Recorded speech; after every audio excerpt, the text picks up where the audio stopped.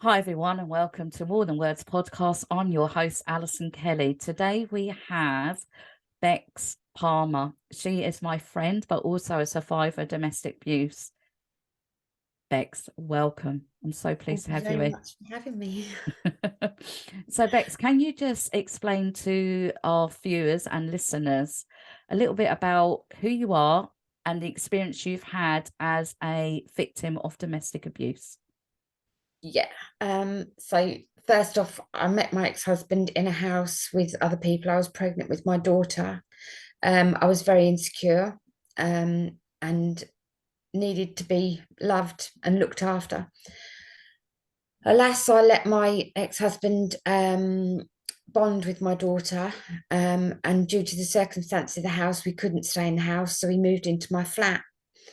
I knew he was a drinker. Wasn't aware of any manic depression or drugs until he started staying in bed. Um, the first time I recognised, well, I didn't recognise, the first time I got abused was when I was muttering under my breath because he was in bed and he came in, whipped the book out of my hand and hit me on the head with the spine of it, in front of my daughter. Um, Nothing registered, didn't think anything of it, just thought that hurt. Um, and things went back to being okay for the next few days. We'd got a lodger at the time, and me and my ex-husband went out, and on the way back, we were just having a discussion, which I wasn't prepared to have. Next thing I know, my hair's been pulled and I'm pulled to the ground. He walks off, and I thought, oh, he's just walked off and gone home. But I was so angry, that the brave me shouted out the top of my voice, "You loser!" Unbeknown to me, that hit a nerve with his self-esteem. So when I got round the corner behind the bush, out he jumps and headbutts me in my nose and punches me in my face. Went back to the flat. Police were called. He was arrested. I went to hospital. Um, he went to prison, for that. Um, and then, sorry, just trying to recollect everything that's happened. Went to prison, and then he asked to see me in prison and to bring my daughter. So we visited him in prison, and we got the usual, "I love you though. I didn't mean to do it. You pushed my buttons. You said things that you didn't need to say." And by then, I think the fear was starting to kick in, that I was like, okay, he's taken on my daughter as his own, so he's going to come back and live in the flat. He's got nowhere else to go. He came back, things went back to normal as they did. um, and then I was pregnant with my oldest son. It was New Year's Eve. I'd been out, came in, and he was looking after my daughter. Music was on loud. Next thing I know, I'm turning it down because she's asleep. Next thing I know, I'm on the floor on my back, and he's kicked me in my stomach While you're pregnant? while I'm pregnant. I'm trying to hold my stomach to protect it. I got up and ran to the bathroom, locked myself in the bathroom, and he was like, "Get out." And I was like, "I'm not coming out." Mm. So he put his fist through the door and opened the door, and then had me up against the wall with his hand round my throat. Again, the police were called. He was arrested, went to prison. He then came back again because I wasn't going to kick him out, because I was by then a shell, a mouse, doing what I was told to do. Um, he came home one day and just said to me, "We're getting married on Friday, 50 quid out of your benefits. You're paying for it down the registry office." And I was like, that's it. The ball and chain is definitely on me. Um, Did you did you feel that you didn't have a voice, that you were fearful? yeah, I mean, I wouldn't have said, "No, I'm not marrying you," because the chances are I'd have been told, "You are marrying me because you've got our son." And he only married me because I was pregnant with his son. Um, but it was a sham of a marriage. Um, we went on supposed honeymoon Yeah. uh, and holidays to his parents' caravan. And at the end of every holiday, end of my honeymoon, in front of my children, he'd strangle me or punch me. So it's gone from you thinking that you were in love, thinking this was the one, but knowing deep down it was because your insecurities. Then you've gone, tried to make it work, and it was all right for a little while. Then he's become the abuser, and it started with you. Then it's you being pregnant. Then it's actually in front of your children. So the reason we're doing this podcast today is to raise awareness for everyone who's a victim of domestic abuse or has been a victim of domestic abuse, domestic violence, mental abuse, any kind of abuse, but mainly today is about domestic violence as a mum. Can you share with our listeners how it is for someone who is a parent in that situation? How do you feel?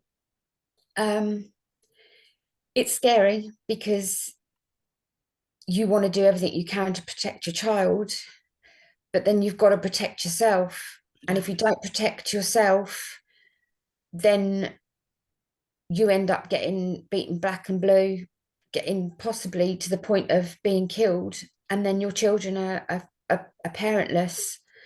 And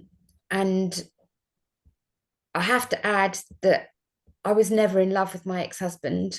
I don't even think I loved him. I think when I met him, I was so insecure. I needed affirmation, and he flattered me. And I needed someone to look after me and my daughter. And then everything else fell into place out of fear. I got married out of fear, not because I wanted to be married to him. Obviously, everything escalated from there. We moved from my flat to the house across the road. Drink and drugs became a prominent thing in our world. Never having any money. That's how we met, isn't it? That's how we met in that home. So Yes. Yeah. can I just tell the audience a little bit about the experience I've had with being your friend and Yes, being, please do. so as a friend's point of view, I remember that I never ever forget. It's something that's in my head and it will never go. It's the night that you knocked my door, and you had your daughter and your baby, and your daughter was upset and your baby was crying, and you stood there with blood pouring down from your nose. Can you explain to the audience what had happened that day? I think that was when I'd got my nose broken. The baseball bat. Yeah, but the next big incident that happened in the house when I came over to yours was probably by far the scariest. I'd come in and he'd said to me, "I want to talk to you." And I knew he was drunk, and I knew that I was going to get some kind of punishment. And I said, "I'm not willing to talk to you." And he took me in the back room and held me by my throat against the wall. And I just thought, I've got to get out of here. So I ran upstairs and I put my son on one hip, and then I got my daughter and put her on the other hip. He followed me upstairs with a knife and held it to my throat and said, "I could stick this right through you, but I'm not going to because you're holding my son." And then I stood in front of the cupboard with both children in my arms. And the next thing I know, I've got two fists coming into my eyes. And not only did he hit me in the eyes, my daughter got caught in the crossfire, and I hit her head with my head and then hit her head into the cupboard frame. So she ended up with a cut head. And obviously, I've got two children on my hips screaming their heads off. We went into the bedroom and I was just like, "Please let me go." And he sat there and he rubbed my ankles and said, "I'm going to let you go now because the children are obviously upset." They were screaming. And I've had people say to me, "You shouldn't have picked your children up because you've used those as a tool against your husband." And I said, "But actually, if I hadn't have picked them up, he'd have thrown me down the stairs. And then I would have probably died because we didn't have carpet, and they would have been motherless. Yeah.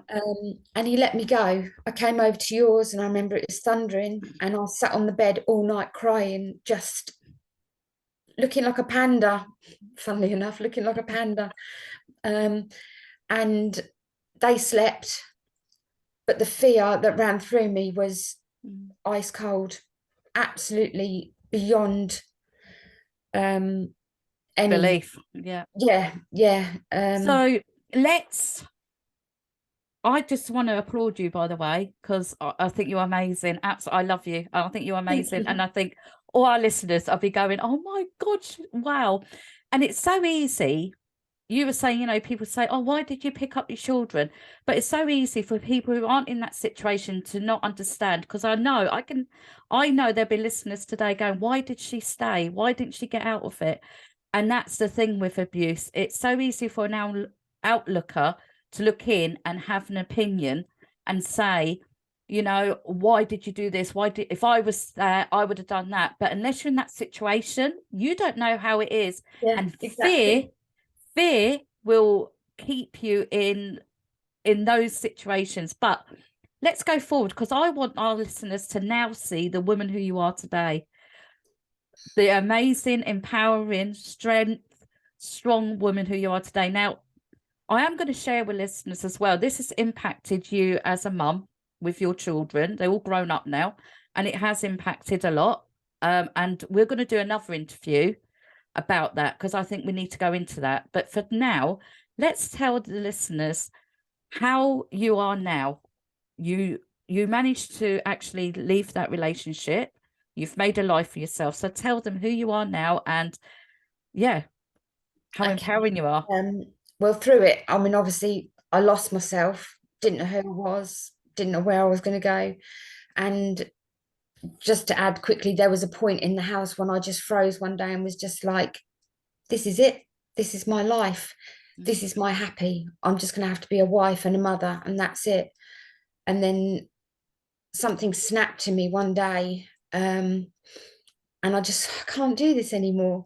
And social services were on our case and said, if you have him back, we're going to take the children away. And that was it. That was the turning point. That was like, that's it. It's got to be over. And I'm not happy, and I deserve to be happy. Obviously, while he was in prison, there were fleeting moments where I was like, I can relax and be myself, except I couldn't. When it finally ended, I did domestic abuse courses, which helped me no end. And people, you say domestic abuse, and people automatically think, oh, you've been punched and hit, but it's not. It's having your money withheld and everything else. And I realized that a lot of what I'd been through was what the domestic abuse extended to, more than the punching. But after doing the domestic abuse courses, I did a well-being course, and I learned so much about myself. I started to become the person that I wanted to be. I did have a few bad relationships along the way, and my worst didn't really add up to much. I still felt low self-esteem and was told that no one would ever want me, so I resigned myself to staying single for the rest of my life. As it was, all my children moved out, bar two of them. But since then, I'd got a job. I started doing more courses, online courses. And just last year, I was going, I'm not going to say where I went on it, but I was on something where I met my current partner. And I have to say, he's amazing. He's amazing with all the baggage that I have. He is absolutely just stood by me. And I expected him to just be like, no, because men don't like drama, do they? So I was just expecting him to just be like, no, I'm not going to be with you because you've got all that and you've got 5 children. But he listened to my story, listened to what I've been through. He accepted my children. He loved me unconditionally.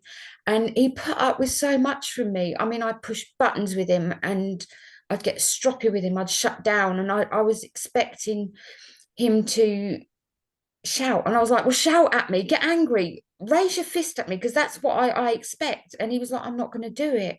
Yeah. And I've come to trust is a big issue. I've come to really trust him. He looks after me, he protects me. And when I achieve stuff like my online courses and when I've got a job, he's just been like, I'm so proud of you. And to hear those words and to hear you're beautiful is the hardest thing going. But he says it all the time, and he's like, look at yourself in the mirror and see just Oh, how far you've Bex. come. And in 3 weeks' time, me and my youngest son are moving in with him. That's And for me, amazing. that's a big, big step for me. You know, it's scary, but You could and do I, it. yeah, You could do it. there's just so much good come out of it. And I have to say that I'm a more confident, better person. I know what I deserve. I know my value. And that's what people need to realize, their value, that they are worth Exactly. something. Yeah, exactly. So, Bex, I just want to thank you. You know, I could talk to you and we could hear this story and just keep going on and on and on. I've just absolutely love hearing how empowered you are and Thank you. how far you've come, your strength, you know, and I know you as a friend, and I know it's taken a long while for you to actually say, yes, I'm proud of who I am. But do you know what? I'm proud of who you are. Thank you for being my guest, Thank you so much. and we'll get you on again and we'll do another one, because I'm sure there's going to be listeners out there that's got so many questions for you. All right. But thank you for being so funnable, so honest, and so Thank bloody you. awesome. I appreciate you and I love you. Thank you. I love you too. All right. Thank you. Bye. Bye.